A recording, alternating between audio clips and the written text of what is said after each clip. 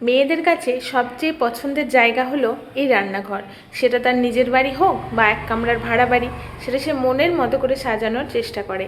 তাই আমার এই ছোট্ট রান্নাঘর, আর এই রান্নাঘরে আমার আজকের রেসিপি হলো তেলকই। তো চলুন শুরু করি। এখানে 400 গ্রামের মতো কই মাছ আছে।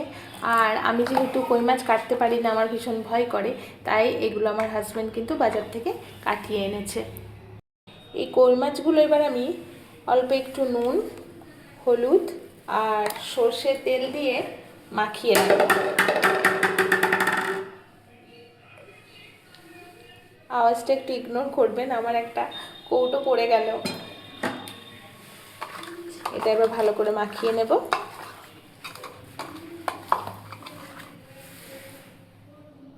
তো চলুন আমি গ্যাসটা ধরিয়ে নিই।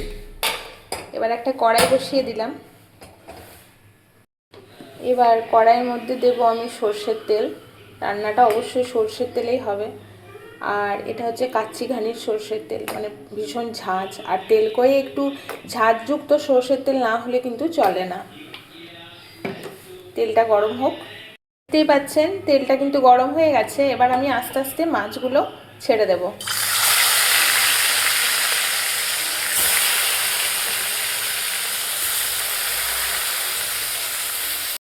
আর বাড়িতে কই মাছ আনলেই না ঠাকুমার হাতে তেলকইটা ভীষণ মনে পড়ে। আর আজকে আমি ঠাকুমার স্টাইলেই কিন্তু রেসিপিটা বানাবো।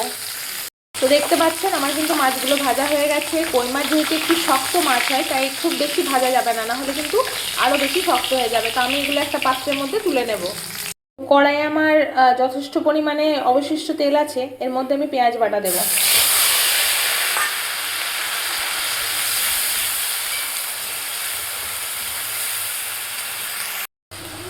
আমি দেব কিছু পরিমাণ চেরা কাঁচা লঙ্কা।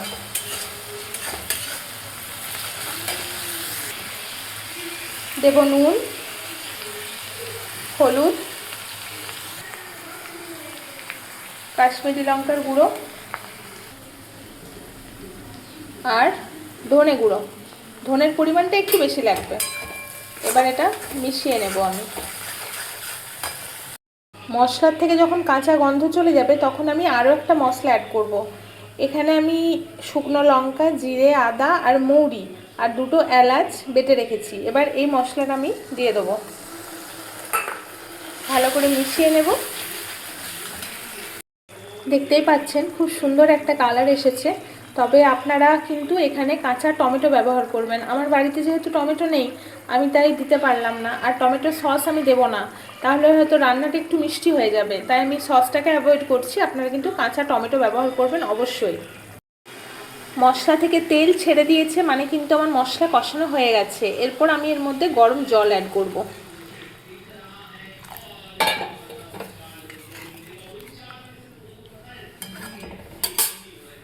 এবার এটা আমি ফুটতে দেব। আপনারা একটু সাপোর্ট করলে হয়তো নিজের পছন্দ মতো একটা নিজের রান্নাঘর বানাতে পারবো। হ্যাঁ, তাহলে হয়তো আর ভাড়া ঘরে থাকতে হবে না। তো প্লিজ একটু সাপোর্ট করুন। ভিডিওটা ভালো লাগলে লাইক করুন আর চ্যানেলটাকে একটু সাবস্ক্রাইব করে দিন। Thank you. তো আমার ঝোলটা ফুটে উঠেছে। এরপর আমি মাছগুলো দিয়ে দেব। এবার আমি এর মধ্যে দেব কাঁচা সর্ষের তেল। আর আমি কিন্তু একটু বেশি গ্রেভি রাখবো, যেহেতু এটা আমি ভাতের সাথে সার্ভ করব, সেই জন্য একটু গ্রেভিটা একটু বেশি রাখছি। আপনারা আপনাদের পছন্দ মতো গ্রেভি রাখবেন। রান্নাটা কিন্তু আমার কমপ্লিট হয়ে গেছে। খুব সুন্দর একটা কালার এসেছে। এই হচ্ছে আমার তেলকইয়ের ফাইনাল লুক। দেখতেই পাচ্ছেন কতটা ডিলিশিয়াস হয়েছে। আর ভিডিওটা ভালো লাগলে একটা লাইক করবেন, চ্যানেলটাকে একটু সাবস্ক্রাইব করে দেবেন। Thanks for watching.